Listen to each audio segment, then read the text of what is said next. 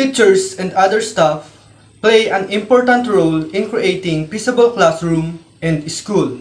So the most responsible is the teachers and the other staff. They are responsible in teaching the students to develop their good characteristics like kindness and loveness. So for example, I am a teacher and I have a student who have a bad behavior. So I will teach that students to develop his/her good behavior. Next is, school is the best place to taught the children to develop their self-discipline, kindness, and other good characteristics. So kahit na pinapangaralan na tayo ng mga parents natin to have a self-discipline, kindness, or to have a good heart, of course, school is the best place to develop our good characteristics. And the teachers will help us to do that. So, for example, I have a bully student. So, palagi niyang binubuli yung mga classmates niya, palagi niyang inaasar. So, me, as a teacher, I will advise to my students na bully to be kind or makipagkaibigan sa mga classmates niya because bullying is one of the reason to creating a lack of peace. So, kailangan ang mga students is matuto. Next is, adding lessons that focus on reading or watching conflicts and talking or writing through the resolution can help prepare your peaceable classroom. So, para maging aware yung mga students sa mga causes and effects na makakasira sa peaceable classroom or school, the teachers must allow their students to watch movie, reading books, na makapag-inspire sa kanila to develop their good characteristics na makakagawa ng peaceable classroom or school. For example, teachers allowed the students to watch a historical movie na may connections to create a peaceable classroom, or maglalagay sila ng mga quotes sa classroom nila like, don't be bully, be friendly, something like that. Affirmation are used to create a positive and supportive environment by teaching students to be supportive of one another. Affirmations develop an atmosphere where it is normed to acknowledge and affirm positive behaviors, thoughts, and actions. Used consistently, affirmations can change student attitudes and their actions. Cooperation means that students work together in group pairs and on teams. Students are able to help each other to learn the information and collaborate on finding the right answer. Not only are students collaborating with each other on projects and assignments, they also collaborate with the teacher on things like classroom logistics, class rules, and disciplinary procedure rather than compete each other. Communication. Peaceful communication is a way for you to be a peacemaker in every aspect of your life. It is a tool you can use in the classroom and teach to your students so that they to become powerful communicators. It also something you can integrate into your daily life for peaceful living in your home and community. For diversity, increasing our understanding of our own and other worldwide. Emotional expression is simply the acknowledgement of this emotion we are built to feel. Healthy expression or allow us to understand the emotion, truly feel them, and move on. An emotional expression is a behavior that communicates an emotional state or attitude. Dito natin na ipapakita yung ating nararamdaman sa ating itsura. Kaya ito ay sinasabing emotional expression. Dito mo ipinakikita o pinadadama yung nararamdaman mo sa iyong katawan kung ikaw ay masaya o ikaw ay malungkot. Peaceful conflict resolution. Conflict resolution is conceptualized as the method of process involved in facilitating the peaceful ending of conflict and retribution. It's a way for two or more parties to find a peaceful solution to a disagreement among them. Ito yung pag-uusap ng magkabilang panig sa isang samahan o sa isang barangay para magkaroon ng maayos na solusyon sa kanilang mga problema. Kaya dito nagkakaroon ng conflict kasi kuminsan ang mga tao hindi nagkakaunawaan. Significance of peaceable classroom. Having peaceable classroom aspires to enable students to become responsible citizens who are open to differences, capable of empathy and solidarity both within and across borders and social groups, and who can deconstruct the foundations of violence and take action to advance the prospect of peace. So napakahalaga ng peaceable classroom dahil first, makakatulong yung peaceable classroom sa mga students para maging responsible citizens sila in the future and magkaroon sila ng o maging open sila sa differences or magkaroon sila ng acceptance of diversity na nakikita nila sa ating environment. And second, dahil sa peaceable classroom, pwedeng maging capable yung mga students na magkaroon ng empathy and solidarity or unity both within and across borders and social groups. And third, dahil sa peaceable classroom, pwedeng magkaroon ng kakayahan yung mga students na mag-deconstruct or mag-reduce ng foundation of violence. And pwede din sila mag-take actions sa pagsulong ng mga prospects of peace katulad ng pag-iwas sa bullying inside the classroom.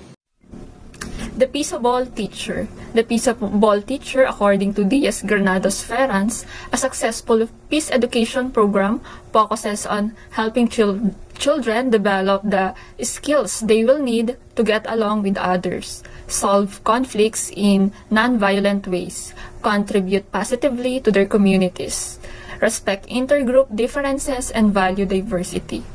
Young children need to learn and practice these skills in relationship to their peers, teachers, and family members. So, according to Diaz Granados Ferrans, a peace education program will succeed if it focuses on helping the young people to cultivate their skills that they will need to have a positive interaction to other people that they encounter, and also to resolve trouble in a non-violent ways, and to have peace in our society. The educators who teach peace and train people for living in peace. So sinasabi na yung mga peace educators are the ones who teach peace and also train people, especially their student, on how to live their lives in a better and peaceful way. Teachers train the student about how to love themselves. So, sinasabi naman dito na yung teachers or mga educators train their student or learners the step-by-step process on how to fully embrace and love themselves as a whole being. How to live in harmony with environment and world. It is possible to live in total harmony with nature, since nature is something that is essential to all human beings' lives. We and nature are the two variables that can work together for our good. Therefore, every human has a role to play in living and loving nature in order to live a good life. The most important step to making world harmony is to understand more about the world. Knowing where and how people live is really important in understanding and respecting others. We can learn about the contrast and similarities between people in other places by studying other cultures. Help young people gain knowledge, enhance their skills in the area of peace, and form an attitude about the meaning of peace and human life. Siyempre, sa paaralan, kailangan nakikita nila at nararamdaman na may paligid or environment sila na tahimik or safe sila. Dahil dito sa paaralan, hindi lang naman nadidevelop ang kanilang knowledge, skills, at talent. Importante ang values or attitude. Kailangan din nilang matutunan ang kahulugan at importansya ng pagkakaroon ng peace. Isa na dito ang pagrerespeto sa kapwa, guro, nakakatanda, respect other cultures, religions, belief, gender, at iba pa. Teach the student to prevent the emergence of conflicts and creates conditions for peace in the world. Siyempre, kailangan din maituro sa mga mag-aaral kung paano nga ba maiiwasan at mapanatili ang pagkakaroon ng peace or kapayapaan. Dahil dito sa magulong mundo, sa makabagong generations, kailangan nila or natin maunawaan na kasabay ng pagbabago. Nagbabago din ang lahat. Kailangan lang natin palawakin ang ating pangunawa, mag-adjust at tanggapin na part ng buhay ng tao ang pagbabago. Model kindness and empathy. We need to work harder to build a kinder society. This starts with how we raise children. Kids learn by example. As adults, we have a responsibility to raise emotionally healthy, responsible, respectful, and kind children. Teachers, principal, and staffs throughout the building can model how to love and care for others through their interactions among each other and with students. Adults should get to know students individually, appreciating the unique strengths and needs of each student and members of the community. Repair, don't punish. Taking responsibility for behavior is the foundation of every restorative consequence. Restorative consequences are those given to students to repair the harm they cause and should directly relate to that harm. When students commit an offense, use model of restorative justice to help them understand the effects of their actions and how they can repair any damage done. Instead of punishing or including offenders, facilitate conversation on what would need to happen to restore balance in the community. The end goal is for children to understand the impact of their actions and to learn to take responsibility for them. Create a democratic space. We live in devices and polarizing times, often remaining in comfortable social bubbles and experiencing few genuine interaction with people who are different or with whom we disagree. Stepping out and turning to one another is difficult but necessary. For our democracy to thrive at a time when we face big problems that involves those trade-offs, it is vital that all citizens participate fully in the process. Involve students' voices in establishing and revising school and class norms. Create classrooms where children are encouraged to share their ideas, share power with students, and give them the space to question authority. Great injustices, inequalities, and atrocities takes place when people either are uncritical of authority or aren't given the appropriate space and courage to question and resist, it says. Dias Granos Ferrans. Use experiential learning. Arrange a lesson so that students learn by doing. Give the student assignments that promote creativity and critically thinking. Whenever possible, instead of lecturing material, allow students to grapple with the debate it, to conduct experiments, or to participate in projects. Encourage collaboration in diverse groups. Emphasize collaboration and teamwork, and emphasize competition and self-interest. Structure long-term projects that allow children from different social or ethnic groups to work together towards a common goal. Opportunities in which children get to know one another as individuals, says that Dias Granados Ferrans, may help break prejudices and establish caring relationships among members of different groups. Nowadays, it's not really so difficult to communicate. There are many devices and tools that can help you communicate with people around the globe. Even perhaps a person is in a remote area, it is still possible to reach that certain she or he is needed for meeting or collaboration. Discuss controversial issues. Controversial issues may be questions, subjects, or problems which can create a difference of opinion. They can include issues which may have political, social, environmental, or personal impact on pupils and or the wider community, locally, nationally, or internationally. The next is Peaceable School. Peaceable School is where everyone is treated fairly and everyone is responsible for treating everyone else fairly. This means that every adult in the school is responsible for a positive commitment to make the school peaceable from teacher to administrator. For example, sa isang school, merong mga students na mula sa indigenous group or mayroong mga staff na mula sa indigenous group. So kasi kadalasan, yung mga students or staff na nagmula sa indigenous group or ethnic group is hindi nakakatanggap ng patas or fair treatment. So in order to have a peaceable school, we should treat everyone equal. So bata man, matanda, babae or lalaki, they should treated fairly.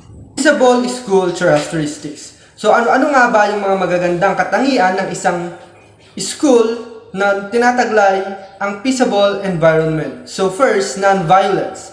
So kailangan hindi tayo nakakasakit through physical, verbal, or non-verbal ways. So kailangan aware tayo sa mga kilos natin or mga salita natin kung nakakasakit na ba tayo ng ating kapwa. So we should be aware in our actions or words and always think others' opinion or others' person.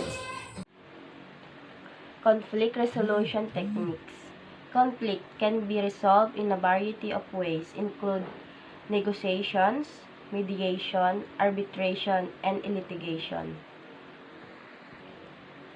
Dito, bago ka mag-react, dapat intindihin mo muna yung opinion o patapusin mo muna yung sinasabi nila. Kailangan mo muna alamin yung point of view na sinasabi ng iba bago ka mag-overreact. Sa ganong sitwasyon, may iwasan mo yung conflict. Tapos pag nagsasalita ka, dapat in a right way, yung hindi ma-offend yung kausap mo. Democracy. The best example here in democracy is peaceable school, was every student has the right to vote their chosen candidates in every position, whether it is in higher or lower position. Disarmament. The purpose of disarmament education is to raise awareness both in educational institutions and the public realm that we live in an era of military security that takes precedence over human security. Education about disarmament ay paksa patungkol sa mga armas na pinagbabawal na dalhin sa loob ng paaralan gaya ng kutsilyo, baril at iba pa. Iba pang mapanganib na armas dahil maaari itong simulan ng isang malaking gulo. Gender equality. Gender is here defined as a student's social identity as male, female, or non-binary. The last of which refers to students who identify as a gender other than male or female. Gender definitions also include transgender students who identify as a gender that is different from their biological sex. Ang pagkakapantay ng kasarian ay kinabibilangan ng pagbibigay kapangyarihan sa lahat ng mag-aaral at pagbibigay sa kanila ng parehong karapatang pantao. Rights are moral principle or norms for certain standards of human behavior and are regularly protected in municipal or international. Everyone has the right to freedom of thought, conscience, and religion. This right includes freedom to change his religion or belief and freedom. In Article 26 of the Universal Declaration of Human Rights state that everyone has the right to education and that education shall be directed to the full development of human personality and to strengthening of respect for the human rights. Ito ay isang batas sa Pilipinas na nagsasabing ang lahat ay mayroong karapatan mapa-edukasyon man. Hindi natin dapat binubuli o tinatawanan ang mga indigenous people dahil sila rin ay may karapatan na mag-aral kahit saan mang eskwelahan sa Pilipinas kasi sila ay isang Pilipino. Ang human rights ay nagsasabing lahat ng Pilipino ay may karapatan sa mga pinatutupad dito sa Pilipinas.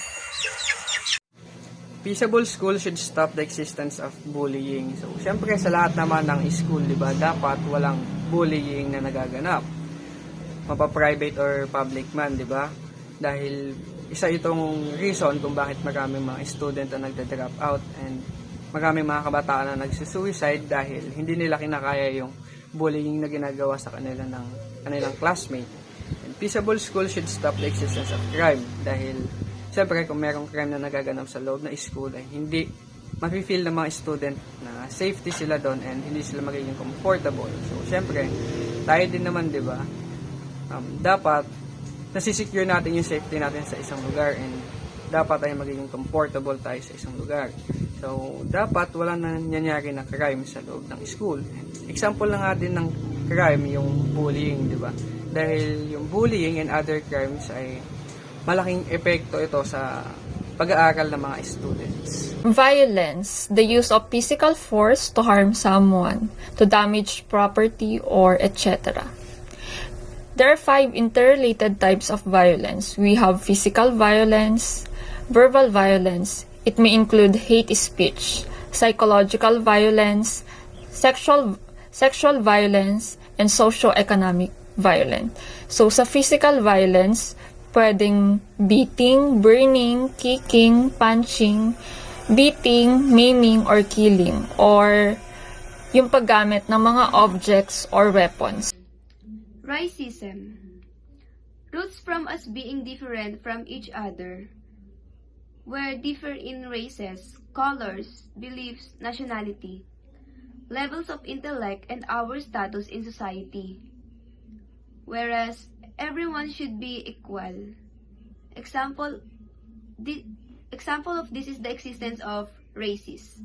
Communities around the globe where they used to base their respect on given rights, and the opportunities, especially good education, were only given to a selected few like the white and black Americans, or etc. Everyone should be accepted fully and respected whatever ethnic or racial group that belong. Everyone should have to access to proper and quality education they truly deserve. What is the gender role? The gender roles are the pattern of behavior, attitudes, and expectation associated with a particular sex, with being either male or female. Gender roles in society means how we're expected to act, dress, speak, groom, and conduct ourselves based upon our assigned sex. For example, girls and women are generally expected to dress in typically feminine ways to be polite,